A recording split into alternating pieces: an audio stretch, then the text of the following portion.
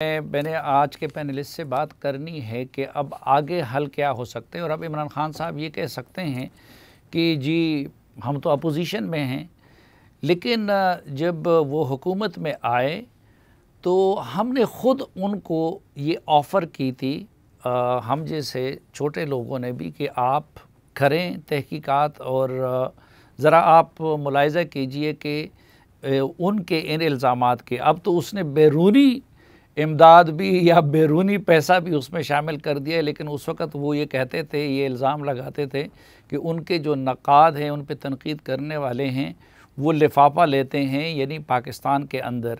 तो उसके जवाब में हम जैसे लोगों ने उनके सामने क्या गुजारिश रखी थी, ज़रा सुनिए। मैंने खान साहब को ये मशवरा दिया कि अब आप प्राइम मिनिस्टर हैं तो एक जुडिशल कमीशन बना दें, ठीक, सुप्रीम कोर्ट के जजेस पे मुश्तमिल या जो भी वो करना चाहते हैं जुडिशल कमीशन, उसमें ये करे कि मालिकान का भी मुझसे शुरू करें, एंकर्स का, बाकी जो सहाफ़ी हैं बाअसर सहाफ़ी, लेकिन आगाज़ वो मुझसे करें।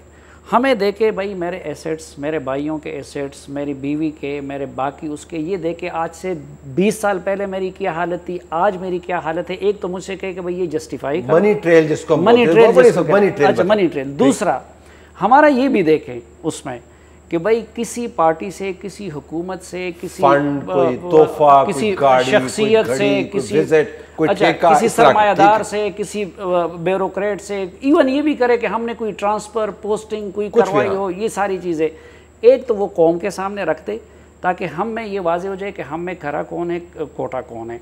और मैंने तो अपने लिए भी सज़ा के बाकी कानून के मुताबिक करे। मेरी अगर मैं इसमें किसी मामले में किसी भी इल्ज़ाम का मुजरिम साबित हुआ तो मैंने उसे कहा कि मुझे यहाँ पे इसमें पार्लियामेंट हाउस के सामने फांसी दे दे। और एक और चीज़ जो पहले ज़्यादा हो जाएगा तो नहीं करे, पीटीआई की हुकूमत है ना तो ठीक ठाक सज़ाएं मिलनी चाहिए ना, अब नया पाकिस्तान है।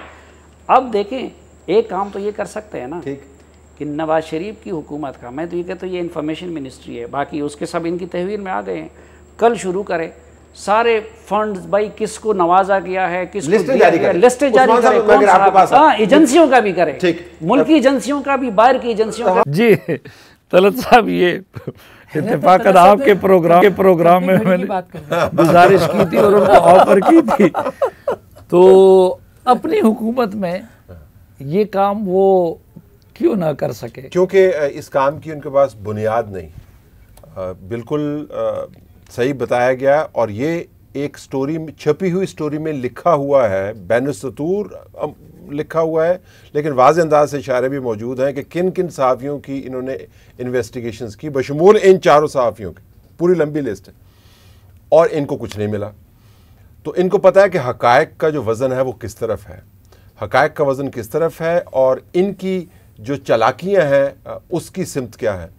तो ये चालाकियों की सिमत में जाते हैं। देखें, जब हिटलर पावर में आ रहा था तो जिन लोगों ने वो जो ट्रीटी थी, ट्रीटी ऑफ वर्साइज, जिसको साइन किया, तो वो ये नहीं बताता था कि किस हुक्मरान ने किया। उसने नाम रख दिया था नवंबर क्रिमिनल्स, कि नवंबर में जिसने भी वो ट्रीटी साइन की वो नवंबर सारे क्रिमिनल्स हैं और काबिल गर्दन ज़नी हैं।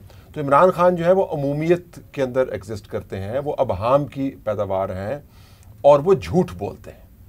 और ज़रा झूठ बोलने वाले को झूठा कहेंगे ना, जब वो बग़ैर सबूत के, बग़ैर इन्वेस्टिगेशन के नताइज को लोगों के साथ शेयर किए हुए जब वो लोगों पर तोहमत तराशी करते हैं या इल्ज़ाम लगाते हैं तो ज़ाहिर फिर वो झूठा होगा। लेकिन चूँकि झूठे की सज़ा नहीं है, झूठे को इस मुल्क में रिवॉर्ड किया गया है, तो लिहाजा अब वो बेलाग किस्म का झूठ बोलते हैं और अपने सामने अब वो एक दीवार खड़ी कर रहे हैं उन लोगों की जिनको झूठ सच की परवाह नहीं है। बहुत बड़ी तादाद नहीं है, कोर ग्रुप उनका बड़ा तगड़ा है। हमने एमक्यूएम को देखा, एमक्यूएम बहुत ज़्यादा मुनज़्ज़म थी। हम सब ने तालिबान को देखा, तालिबान बहुत ज़्यादा मुनज़्ज़म थे, बहुत ज़्यादा मिलिटेंट थे, और ग्रुप्स के भी मैं नाम ले सकता हूँ। तो जो हवा हमने क्रिएट किया हुआ है, लेकिन वो उस हवा को इस्तेमाल करते हैं। एक मैं और बात बताऊँ कि उनका तरीक़ाकार क्या है, वो आर्मी की ज़ुबान में कहते हैं सेंटर ऑफ ग्रेविटी। किसी भी निज़ाम को अगर आपने तहबाला करना हो तो आपको हर चीज़ तोड़ने की ज़रूरत नहीं है, आपको सेंटर ऑफ ग्रेविटी की तरफ जाना चाहिए। तो इमरान खान को पता नहीं उन्होंने एनडीयू के अंदर कोई लेक्चर अटेंड किया है नहीं किया, हो सकता है उनको इनफॉर्मल किस्म की ब्रीफिंग्स दी हो सेंटर ऑफ ग्रेविटी के ऊपर। तो उनका काम है वो सेंटर ऑफ ग्रेविटी को हिट करते हैं। नून लीग को हिट करना है तो नून लीग की फैमिली पे हिट करें, सेंटर ऑफ ग्रेविटी, जरदारी साहब centre of gravity, FBR centre of gravity, police centre of gravity. Media को अगर आपने हिट करना है तो अब 8, 10, 12, 14 लोग जो हैं जो सेंटर ऑफ ग्रेविटी हैं उनको आप डिमोलिश कर दें तो सारा मीडिया जो है धड़ाम से गिर जाएगा। अब जाहिर है इसमें अगर रियासत ने उनको सपोर्ट ना किया होता, और ये मैं दोबारा दोहराता चला जाऊँ, पहले भी मैं एक जगह पर ये बयान कर चुका हूँ, ये जितना बयानियाँ वो चला रहे हैं, जिस अंदाज से चला रहे हैं, ये 2014 से रियासत के इदारों ने उनकी तरबियत की, रियासत के इदारों से उन्होंने सीखा है कि काम ऐसे ही होता है। लेकिन अब तो वो उनके पीछे भी पड़ गए हैं। तो ये पहली मरतबा तो नहीं हुआ। इस रियासत ने जो प्रोजेक्ट शुरू किया और उसने जो प्रोडक्ट बनाई उसने इसी को खाया। अब मसला ये है कि वो लड़ाई के अंदर सारे मुल्क का बेड़ा गर्क हो रहा है, लेकिन सीखा इन्होंने रियासत के इदारों से। वो लोग अभी भी मौजूद हैं, कुछ रिटायर हो गए हैं, कुछ हाजिर सर्विस हैं, इन सब ने इनकी, लेकिन इस बुरे तरीके से और इस शिद्दत से शायद उनके साथ किसी ने नहीं किया जितना इन्होंने किया। जी, उस शिद्दत के अंदर मेरे ख्याल में जो आपको डेस्परेशन नजर आती है, इमरान खान की ये डेस्परेशन है कि सिर्फ उन्होंने दूसरों को डिस्क्रेडिट नहीं करना, उन्होंने अपने खुद को भी क्रेडिट वर्दी साबित करना। देखिए, हमारी और आपकी ज़िंदगी में तो ना कोई जोगी है ना कोई गोगी है। जिसकी ज़िंदगी में जोगी हैं, जोगियों के जरिए उन्होंने काम किए हैं या गोगी रहे हैं, उनको बहुत कुछ छुपाना है। तो छुपाने के लिए दूसरा मिलिट्री का जो वो, अच्छा, अब तलत साहब जज्बाती हो रहे हैं, नहीं, मैं कंप्लीट कर लूं। देखिए, ये डिस्ट्रैक्शन है। हाँ, आप लोगों को मीडिया की तरफ लगा दें, दूसरों की तरफ लगा दें, साड़ी गल कोई ना करे। लेकिन डिस्ट्रैक्शन के अलावा आसमा एक हकीकत भी तो है ना कि मीडिया में काली भेड़ें भी हैं, चैनल्स पूरी तरह इस्तेमाल होते हैं मखसूस मकासद के लिए, मखसूस इदारों के लिए, मखसूस पार्टियों के लिए। फिर हमारे यहाँ ऐसे एंकर्स, ऐसे लोग भी हैं कि जो दिनों के अंदर अरबपति करबपति बन गए हैं। सोसाइटी की नज़रों में भी तो वो क्रेडिबिलिटी मीडिया की नहीं रही ना। तो कुछ ना कुछ गड़बड़ तो है मीडिया के अंदर भी, जिसकी वजह से वो ये इल्ज़ाम लगा रहे हैं। वो गड़बड़ जो है वहीं से पैदा की गई जिसका इशारा अभी तलत हुसैन साहब ने किया है। और ये एक पूरे मुनज़्ज़म अंदाज में मीडिया को डिस्क्रेडिट करने की जो मुहिम है, इसका आगाज़ अब से नहीं, कुछ साल पहले से हुआ। और फिर पीटीआई को उसके अंदर जो है वो लाया गया, उस पूरे निज़ाम के अंदर फिट इन किया गया, एक पूरी बेस बनाई गई, एक पूरा सीन क्रिएट किया गया, एक मंजरनामा जो है उनके सामने रखा गया कि इसके अंदर आपका ये किरदार है और आपका ये किरदार है। उसमें जो बोलने वाले चंद शरपसंद थे, उन शरपसंदों को जो है वो डिस्क्रेडिट करने की मुहिम चलाई गई और चलवाई गई। जो आवाज़, जो सच की आवाज़ होती है, ये जो हक़ाइक़ को सामने लेके चलती है, आप उसको जितना मर्जी डिस्क्रेडिट कर दें, लेकिन उसकी कहीं ना कहीं उस आवाज़ के अंदर इतनी जान होती है। मैं ये कह रहा था कि तो मीडिया के अंदर भी तो ऐसे लोग हैं ना, जिससे हम जैसे लोग बैठना भी पसंद नहीं करते। बिल्कुल, तो जाहिर बात है, ये भी तो एक हकीकत है। ऐसे लोग जो हैं वो तैयार किए गए, उनके सरों के ऊपर पूरे खौल चढ़ाए गए लोहे के। उनका प्रोफाइल बना लेना, उनका बिल्कुल, उनको वो देख लिया, वो कहाँ पे खड़े हैं और कौन लोग हैं वो, और वो कितने उनकी आवाज में जाने, लोग उनको कितना सुनते हैं, मतलब उनके अंदर असर के उनका भी ऑडिट करें, उनको बताएं कि और ये काम किसी और को नहीं करना चाहिए, ये हमारी तंजीमों को करना चाहिए था और हमारी तंजीमों को करना चाहिए। आज भी जब ऐसी चीज़ें सामने आती हैं, कोई ऐसी आवाज़ उठती है तो वो आज़ादी सहाफ़त के लिए, तो हमारी तंजीमें उनके सामने जाके खड़ी हो जाती हैं, जबकि वो खुद हमारे ही सहाफ़ियों के ख़िलाफ़ जो सही पाकिस्तान के अंदर काम करते रहे हैं, उनके ख़िलाफ़ वो इस्तेमाल होते रहे।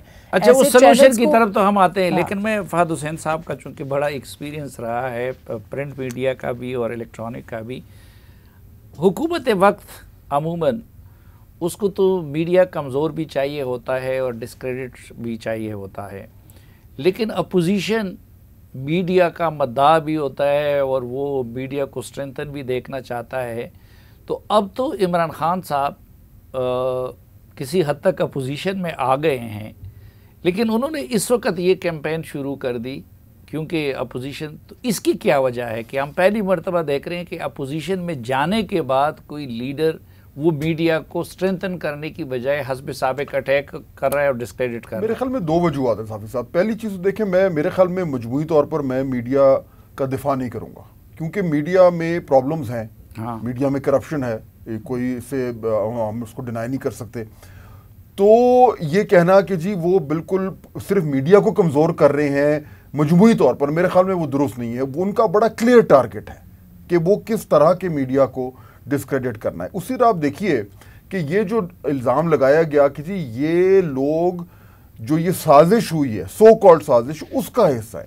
अब ये बिल्कुल स्पेसिफिक एलिगेशन है कि जी क्योंकि ये वहाँ पे लोगों को मिलते रहे हैं चुनाचे ये साजिश का हिस्सा है। ये बड़ा घिनौना इल्ज़ाम है और इसका इनके पास कोई सबूत नहीं है, बल्कि अगर आप किसी भी जी शऊर शख्स से पूछें उनकी जमात में भी तो उन्हें भी मालूम है कि ये बिल्कुल सरासर गलत है, ये इल्ज़ाम भी गलत है और वो साजिश तो खैर है ही नहीं। उसमें भी इनकी अपनी जमात के लोग जो हैं वो प्राइवेट निजी महफिलों में आपको भी कहते होंगे कि ये अजीब मजाक उड़ाते हैं, लेकिन वो बनाया हुआ है, उस चूरन को बेच रहे हैं। अब तो खुद भी उन्होंने एक दूसरा बयानिया अपना वो जो जुलाई वाला जो शुरू कर दिया, तो वो जाहिर बात है ये चीज़ जिस तरह है ये इसमें जो अंदर तजादात हैं वो खुद ही सामने आकर ये फारिग हो जाएगी कुछ दिनों में। लेकिन दूसरा देखिए, दूसरा जो इसका एंगल है ना वो इम्पोर्टेंट है और वो ये है कि मेरे ख्याल में इमरान खान साहब जेन्युइनली ये समझते हैं, और बाय द वे कुछ हद तक उनकी बात दुरुस्त भी है, कि अब हमारा मेन स्ट्रीम मीडिया की वो वैल्यू नहीं रह गई जो शायद हम समझते हैं क्या है। वो हमें बाईपास कर रहे हैं।